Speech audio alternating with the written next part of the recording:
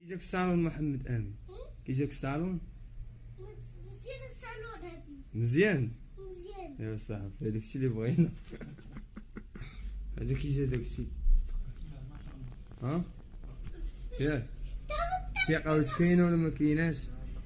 الحمد لله هادشي اللي كاين. هادشي اللي كاين. السلام عليكم ورحمة الله متتبعي قناة ديكور روبيو إديسيو.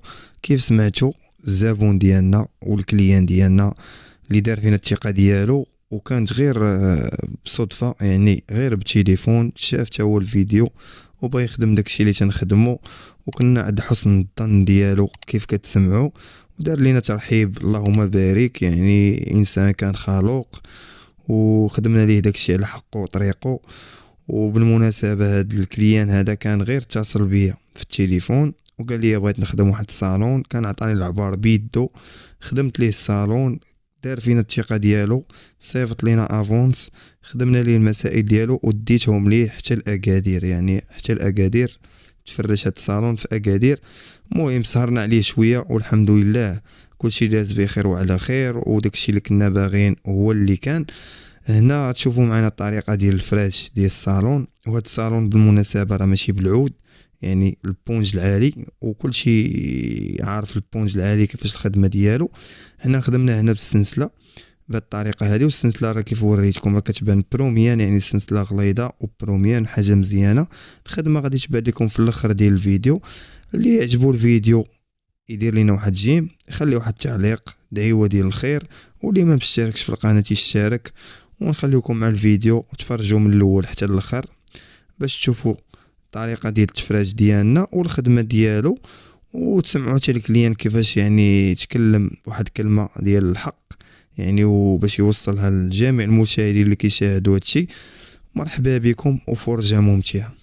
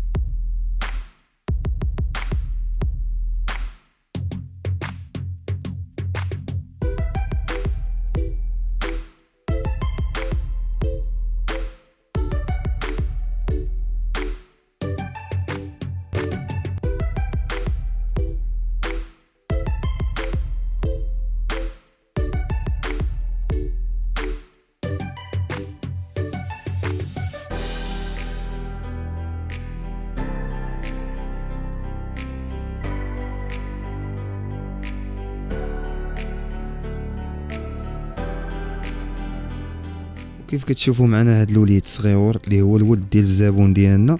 يعني هاد الولد هذا تبارك الله وما شاء الله، الله يحجبو لوالديه. هذا ملي بديت الصالون ومسكين هو معايا وفرحان بينا وما سخاش بينا حتى مشينا. هو يقول الكلمه ديالو. كيف محمد امين؟ كي جاك الصالون محمد امين؟ كي جاك الصالون؟ مزيان الصالون هادي. مزيان مزيان. يا صاحبي، هذاك الشيء اللي بغينا. هذا كي جا داك الشيء. ها ياك الثقه واش كاينه ولا ما كايناش؟ الحمد لله هادشي اللي كاين، كلشي على الكلمة خويا. هادشي اللي كاين.